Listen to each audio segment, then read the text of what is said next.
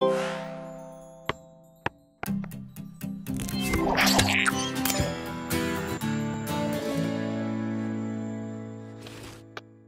sont les effets d'une symétrie axiale sur une figure?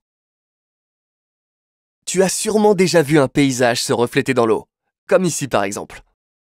Sur cette photo, le pont et son reflet sont identiques.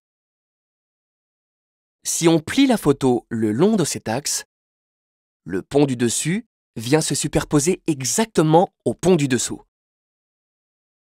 On dit que les deux ponts sont symétriques par rapport à la surface de l'eau, ou que le deuxième pont est l'image du premier par la symétrie d'axe rouge. Voyons maintenant comment tracer le symétrique d'une figure par rapport à un axe. Prenons par exemple ce triangle ABC et cette droite D. Pour construire le symétrique du triangle ABC par rapport à l'axe D, il faut tracer les symétriques de chacun des sommets. On peut le faire avec une équerre et un compas. Pour placer le symétrique du point A, on trace la demi-droite issue de A et perpendiculaire à la droite D. Avec le compas, on reporte la distance entre A et l'axe D de l'autre côté de l'axe.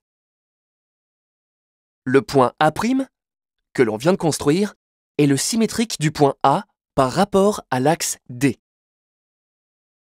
On procède de la même manière pour construire le symétrique B' du point B par rapport à D et le symétrique C' du point C par rapport à D.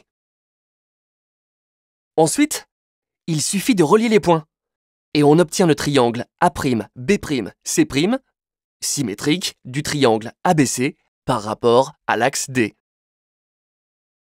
On peut vérifier que la construction est correcte en pliant le long de l'axe D.